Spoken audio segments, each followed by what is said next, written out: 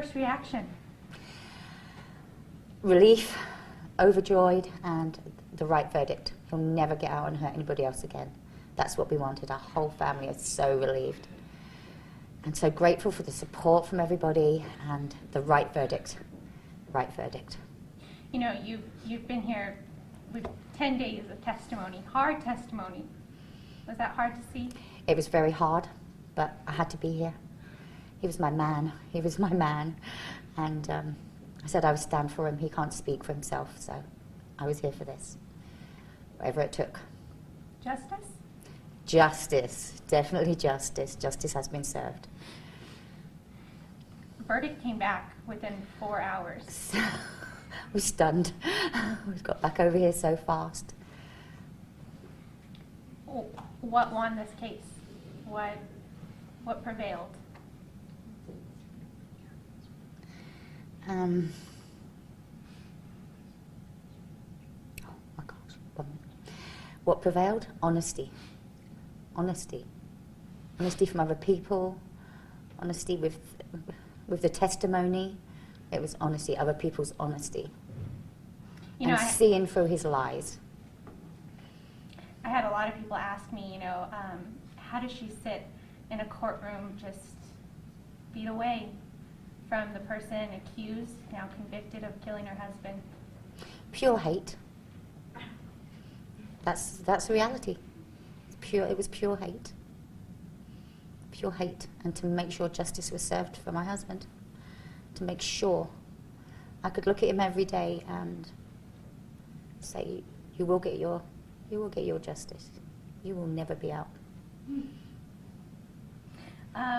You have obviously a really big family behind you. Yes, I do. Yes.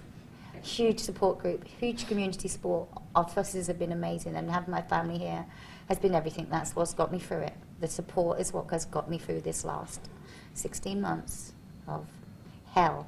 It has been hell. Every day has been hell. But this is what has got me through. You know, it's in the media all the time, officers being the targets. We have 4 in New Mexico, and it started with your husband. This war on the police has got to stop. It breaks my heart. I can barely watch the news or put on Facebook.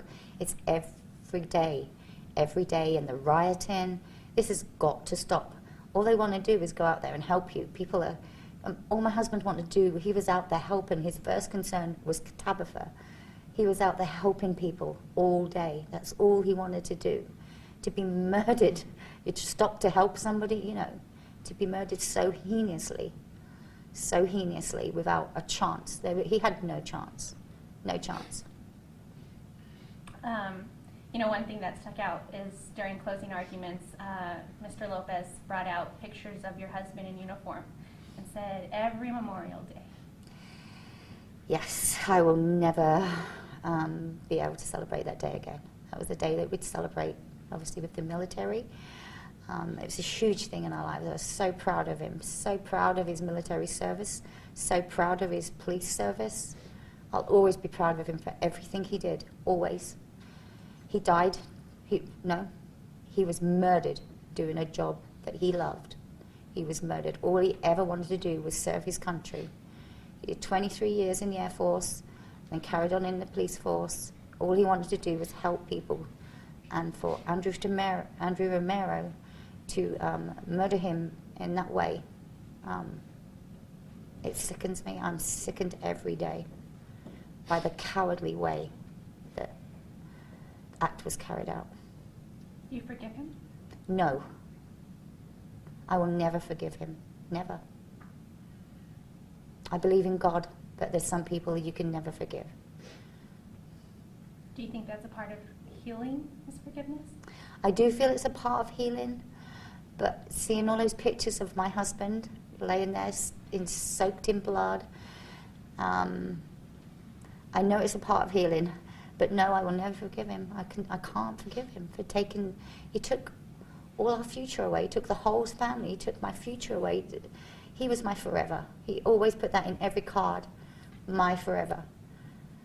I was his forever. He was my forever. And he was my forever. When he was killed, that was still his last day. He was my forever. And I can't forgive somebody who's took our whole future and happiness away.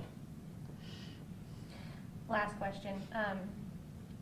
Hearing that guilty verdict, what went through your mind? I can breathe. I can breathe. I haven't been able to breathe for days. I keep reminding myself to breathe.